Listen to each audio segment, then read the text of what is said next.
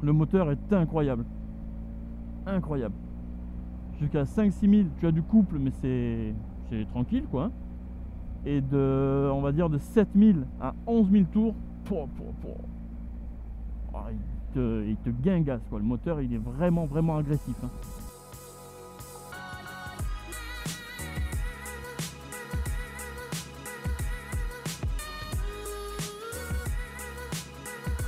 Salut les motards, dans cette vidéo je vous présente la Triumph Speed Triple RS 1050 de 2019.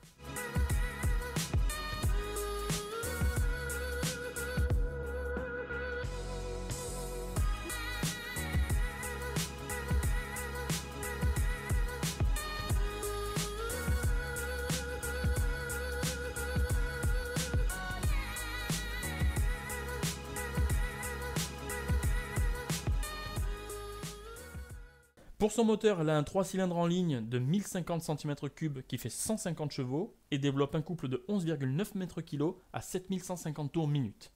Pour son train avant, elle a une fourche inversée de marque Öhlins d'un diamètre de 43 mm, réglable en précharge, détente et compression d'un débattement de 120 mm.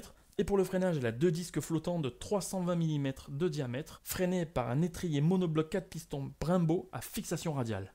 Pour son train arrière, elle a un amortisseur Öhlins réglable lui aussi en précharge, détente et compression d'un débattement de 130 mm. Et pour le frein, elle a un disque de 255 mm freiné par un étrier 2 pistons.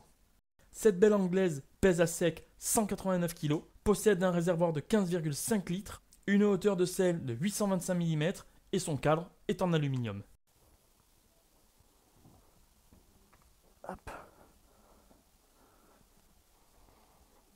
Alors, mes premières impressions, un buste un peu incliné sur l'avant. Là j'ai le buste droit, donc je suis à une dizaine de centimètres des poignets.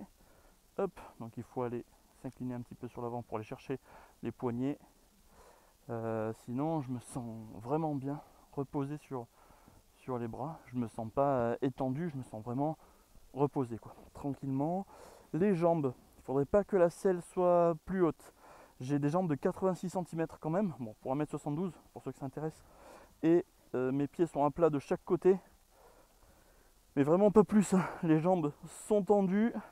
La selle n'est pas si fine entre les jambes. Ce qui fait qu'elle serait plus fine déjà, ça aurait été beaucoup mieux. Les poignets, enfin les leviers tombent sous les doigts. C'est parfait, j'ai l'impression d'être sur un vélo en fait, hein. La largeur du guidon est parfaite. Je sens la moto légère, très très légère, enfin très légère, pour un 1000 en tout cas. Les repose-pieds ne me gênent pas, quand je mets les pieds, nickel, ils passent derrière proprement. Pour les côtes, largeur du guidon, on est à 76,5, largeur des rétros, on est à 94,5. Et pour la selle,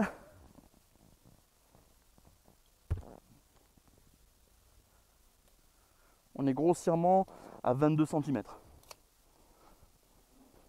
Pour les commandes à droite, si j'ai bien compté, vous avez 18 positions de réglage pour le levier de frein. Le bouton cadenas, c'est pour le bloc guidon, les warnings, le coupe-circuit des démarreurs et le bouton du menu. Et à gauche, vous avez un levier d'embrayage réglable avec 20 crans, les appels de phare, le régulateur de vitesse, la gestion des phares, la sélection des modes de conduite, les clignotants, la navigation et le défilement des informations et le klaxon. C'est assez complet, hein. Et vous allez voir que Triumph, c'est plein de menus, de sous-menus, c'est assez compliqué, c'est une grosse prise en main à faire, hein. Faut s'adapter, hein. Bon, avant ça, j'ai pas parlé de l'angulation de mes jambes une fois sur le repose-pied. Les repose-pieds sont assez hauts. Ouais, sont assez hauts, ce qui fait que ça me donne de l'angle au niveau de la jambe, je la sens bien repliée, un peu comme sur une sportive. Alors maintenant pour ce compteur, j'espère que vous allez bien voir. Déjà pour commencer, vous voyez l'écran est réglable. Peut-être le laisser comme ça, on verra mieux. Alors donc pour ce compteur, il y a tous les voyants utiles à gauche et à droite, le mode de conduite, l'heure, la température, alors je ne sais pas si c'est une température moteur ou extérieure, on verra ça en roulant, la jauge à essence, hein, le niveau d'essence. Vous avez vu que le contraste de l'écran a changé, c'est en fonction de la luminosité, il s'adapte tout seul en fait. Et en fait le capteur il doit être là, capteur de luminosité. Indicateur de rapport engagé, régime moteur, vitesse. Et là c'est les informations de consommation. Voilà, donc là 5 litres 3 au 100, c'est pas mal hein, pour un 1000 hein. Ensuite voilà, vous avez plein de petites informations, contraste auto, donc là je peux contrôler les contrastes, le style. Voilà, vous voyez, on peut changer les compteurs, enfin les styles de compteurs. Voilà, donc ça c'est réglable à sa guise. Voilà, donc là c'est les chronomètres hein, quand vous allez sur circuit, le régulateur de vitesse, liquide de refroidissement, voilà, température moteur évidemment. Voilà, vous avez les thèmes. Donc thème 2, c'est encore pour changer les compteurs, quoi. Hein. Voilà, vous voyez, vous avez encore des styles de compteurs différents. Voilà. Hop, et celui-là, c'est le dernier. Voilà, en tout cas, il faut savoir qu'il y a plein de modes. C'est vraiment une prise en main. C'est pas forcément intuitif dès le début. On cafouille un petit peu. Enfin, moi en tout cas, je cafouille un petit peu. Il y a des boutons un peu partout. C'est compliqué. Bon, bah écoute, il est maintenant temps de la démarrer. Allez, pour ça, il faut embrayer.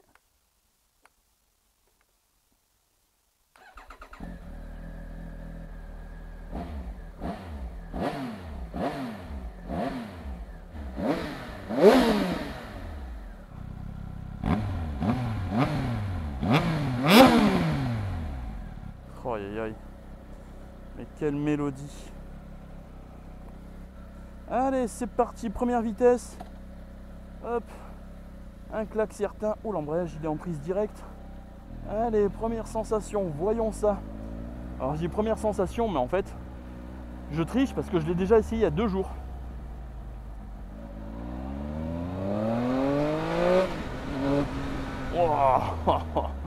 Oh là là. Douceur et brutalité. «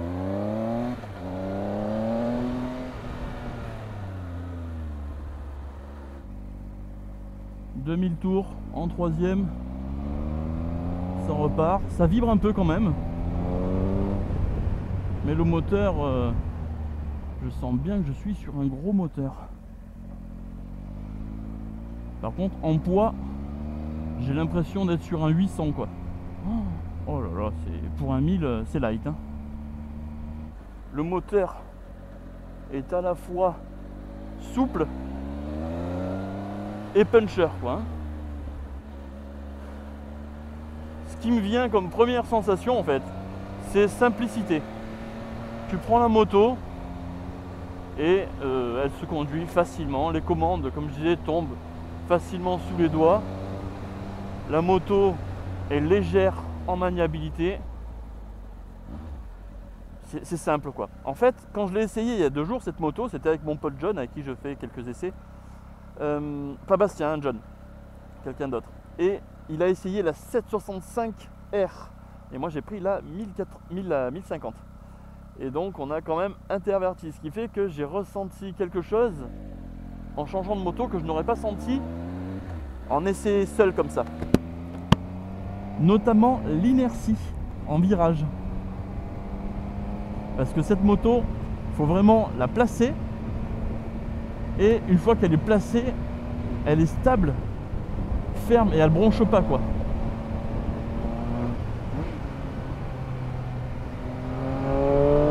Oh là là, imperturbable. Ce qu'il y a, c'est que l'avant aussi a tendance à se lever assez facilement.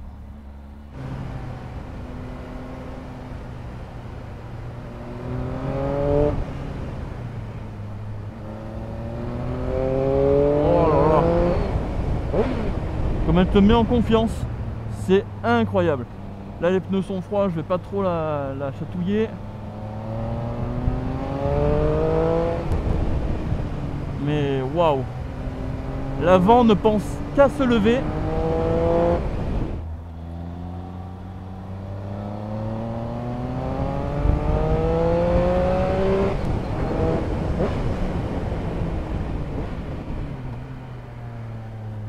La moto est facile. C'est-à-dire que même un novice va pouvoir la conduire. C'est juste qu'il va falloir gérer la vitesse. Mais le freinage est précis, progressif, puissant. Les suspensions, elles sont parfaites. Hein. Elles sont parfaites. Elles sont fermes. Il y a de la fermeté, ça c'est sûr. C'est pas du confort, c'est sûr, c'est pas du gros confort de trail. Mais quand tu arsouilles, enfin quand tu tapes dedans, un peu dedans en tout cas, les suspensions vraiment ne s'enfoncent pas trop. L'assiette de la moto reste assez stable. Donc ça, vraiment, c'est un très très bon point. Quelle compacité! Vraiment, la moto, là, je la sens très compacte. Pour quelqu'un d'1m72 comme moi, elle est parfaite, quoi. Au niveau de la taille, elle est parfaite. Les jambes sont pliées. Mais pour moi, ça va être vraiment confortable. Enfin, confortable, acceptable surtout. Parce que je suis jeune, tout ça. Mais pour quelqu'un de plus grand ou qui a des problèmes d'afflux sanguin, c'est sûr que les jambes pliées, il va pas forcément aimer. Mais bon, ça après c'est propre à chacun, hein. Celui qui a ce genre de problème adapte la moto à ses soucis évidemment. Mais pour quelqu'un de normal, tu vas avoir une position assez sport en bas de la moto. Par contre, au niveau du guidon, ça va être une position qui va pas être très sportive. Elle va pas pousser au vis, tu sais, tête dans le guidon, tout ça. Mais quand même, dès que tu plies un peu les coudes, ça fait du bien de rouler à vitesse un peu soutenue. Et le châssis, oh là, enfin le châssis, le cadre, hein, pour ceux qui préfèrent. Mais oh, cette partie cycle, cette partie cycle, c'est excellent, quoi. Facile, précise. Je trouve que ça pardonne quand même, avec l'ABS derrière qui corrige bien quand tu agrippes le frein arrière. Donc, quand tu as le transfert de masse qui part sur l'avant, l'arrière il intervient bien, il n'est pas trop intrusif, mais il intervient vraiment ce qu'il faut. Il est sensible, pas trop brutal, et vraiment il te corrige bien tes trajectoires. Il te permet de bien placer ta moto. L'avant, lui, il est gérable au millimètre, enfin, il est hyper sensible. L'accélérateur, c'est de la crème. Et cette sonorité. La boîte est précise. Les rapports s'enclenchent bien. Mais c'est à la fois doux. Tu sens qu'une fois qu'elle est enclenchée, il est enclenché. Mais par contre, pour emmener le sélecteur, je trouve que c'est assez doux. Pour un 1000, franchement, pas très exigeant, quoi. Là, je suis en 3. J'ai envie de tester la boîte à l'arrêt. Ouais.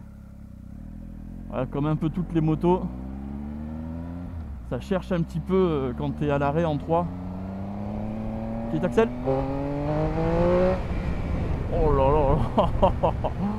Oh, c'est levé. C'est agressif, hein.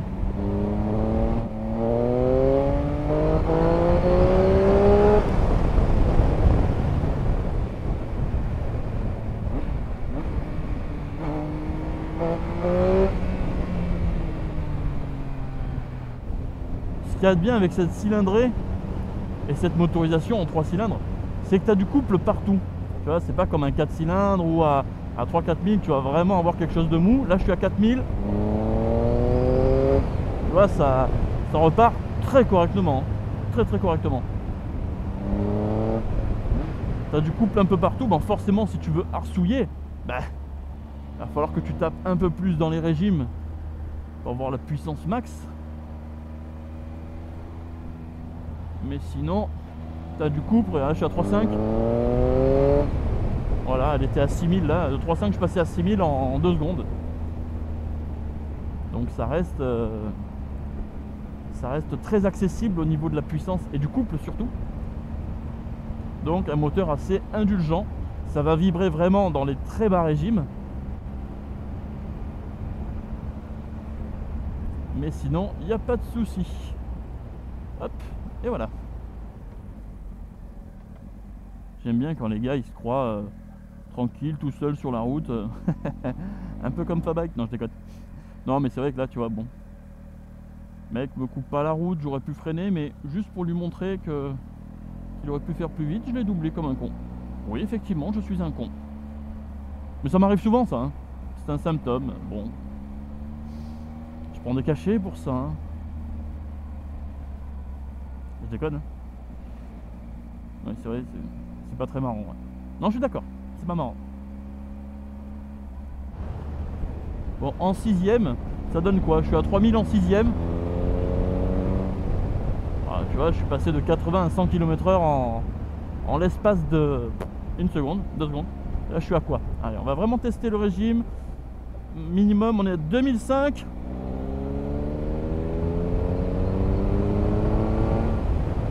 Tu vois? Ça remonte convenablement. Je veux dire, t'es pas obligé de tricoter comme un acharné pour reprendre, quoi. Sauf, comme je dis, si tu veux faire de l'arsouille, là, évidemment, il faudra tomber les rapports.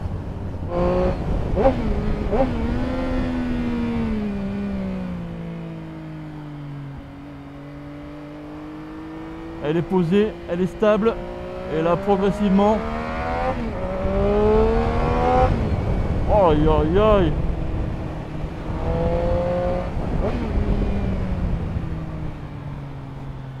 Transfert de masse est excellent. Elle passe d'un virage à un autre avec beaucoup de précision et de facilité. Et là, progressivement... Oh là là. C'est plaisir garanti. Elle est collée au sol. Il y a de la gouache. Bon, ben, c'est sûr que pour un nerveux comme moi, ça va être dur de rester aux limitations. Mais pour celui qui est un peu plus sage, putain, mais tu passes dans les virages, mais à n'importe quelle vitesse. N'importe quelle vitesse.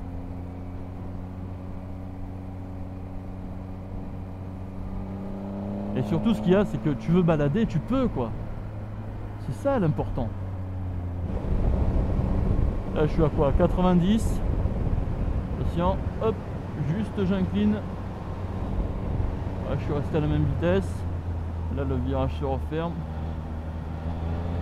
Mais sinon, je suis à 80 quand même, ouais. Ah non, mais... cette moto est imperturbable. Là, je déhanche un petit peu. Qu'est-ce que ça donne?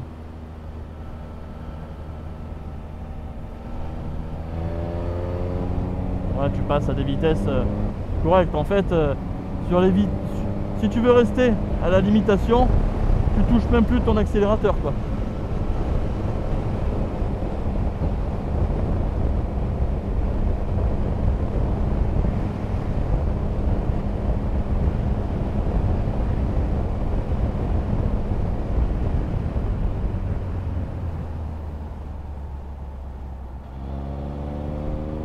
Hop, moins de 3000, ça repart sans problème. Ça ne demande qu'à se coucher.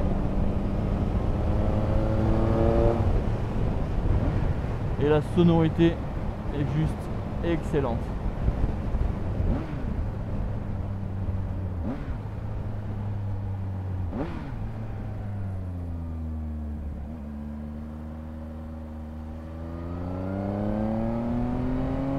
Tu sais ce qui manque sur cette moto?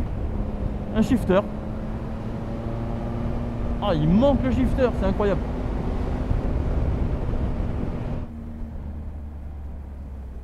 Bon, bah écoute, c'est fini, hop, demi-tour. Alors ça braque pas énorme, hein. Cette moto ne braque pas beaucoup. Forcément, c'est un roadster sportif. Mais une fois bien maîtrisé, tu vois, là j'ai fait le demi-tour tranquillou.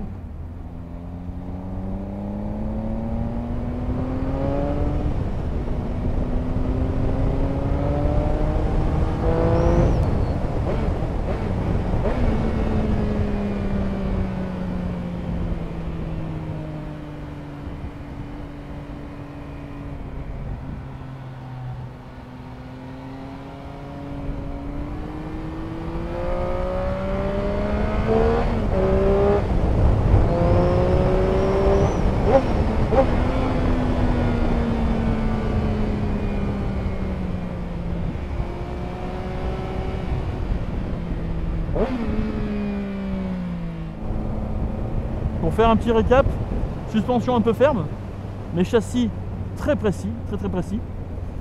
Un petit transfert de masse, mais vraiment pas énorme. suspensions font très très bien leur travail. Le cadre est parfait quoi. Il se place bien, il se maîtrise bien. Les gaz sont précis. Il n'y a pas d'à... enfin très très peu d'à-coups quand tu reprends les gaz. L'admission, donc l'injection est ultra précise. En fait, tout est précis sur cette moto. Hein. C'est progressif, l'accélération est progressive, tout en étant très musclé. Il y a du couple, le moteur est souple, ça va vibrer un peu à très bas régime, mais c'est vraiment pas super désagréable. Le freinage est progressif, très très progressif, puissant, pareil, en fait, tout est progressif et puissant hein, sur cette moto. La boîte est précise aussi. La sonorité est vraiment jouissive. Et j'ai l'impression à son guidon que je tomberai jamais. C'est fou hein. Il y a des motos comme ça qui te donnent cette impression là. Des motos de d'autres marques ou quoi aussi. Mais c'est vraiment incroyable de se sentir serein au guidon d'une machine de 100 000 francs quand même hein, parce que elle est à 16 000 euros si je ne me trompe pas, 16 000 quelque chose. La selle, la selle elle est assez ferme, mais c'est pas non plus un bout de bois. Pas comme la CB300R que j'ai réessayé il n'y a pas longtemps. Effectivement, ça c'était un bout de bois. Mais là, c'est un semi-bout de bois. Ça va. C'est largement acceptable. Pour des fesses entraînées, il n'y aura pas de problème. Là, je me suis mis en mode un peu race, enfin full quoi. Il n'y a pas grand chose qui change en moteur. En tout cas, je le sens pas. Mais ça doit être les assistances qui changent.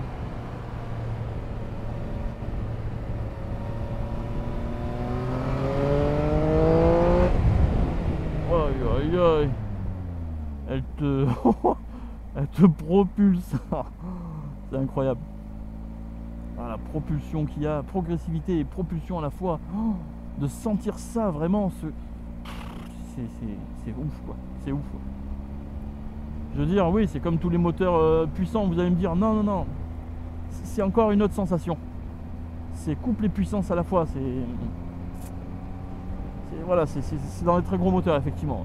Mais un 4 pattes, on ressent moins cette présence, en fait. Un 4 pattes, style GSXR, il va vraiment rien avoir en bas et tout en haut. Ce qui fait que, tu vois, c'est très dur, pas à cerner, mais en sensation, t'as rien, puis tout d'un coup. Alors que là, t'as vraiment tout qui te vient progressivement dans les bras. Et sur les derniers régimes, vraiment, t'as tout qui arrive comme un 4 pattes, en fait. Voilà, c'est vraiment un intermédiaire entre le bi et le 4 pattes. Vraiment, en 3 cylindres, je les trouve géniaux chez Triumph. Je les trouve vraiment parfaits. Ils sont progressifs, la sonorité est excellente. Et la patate est là quoi. Même sur le 765 hein. Vous allez voir que j'essaierai aussi le 765 dans les jours qui viennent. Et en fait il se défend super bien ce bourrin. Il se défend super bien. Il n'y a pas trop de précision de la boîte quand on est de 3 à 1. Enfin en première quoi. Mais vous m'avez compris. Quoi dire d'autre sur cette moto, outre le fait qu'elle est parfaite avec une légère imprécision de la boîte quand on passe de 3 à neutre. Mais bon, ça c'est un peu toutes les motos, enfin pas toutes, mais c'est assez souvent. Quoi d'autre? Eh ben écoute, peut-être que si t'es grand, 1m80 à 1m90, tu vas te sentir un peu recroquevillé dessus. À voir, donnez-moi les sensations, ceux qui ont, enfin vos retours surtout, ceux qui sont grands et qui ont essayé cette moto. Mais honnêtement, jusqu'à 1m75, je pense que c'est la taille parfaite en fait. La taille parfaite. Bon, mais si tu as aimé autant cette vidéo que ce que j'ai aimé la moto, je te dis à la prochaine pour une autre vidéo, pour un autre essai. Je remercie encore Road Spirit à Olioul pour m'avoir prêté ce roadster génial. Ah, j'ai adoré, j'ai adoré. Et je te dis à la prochaine pour une autre vidéo. Ciao!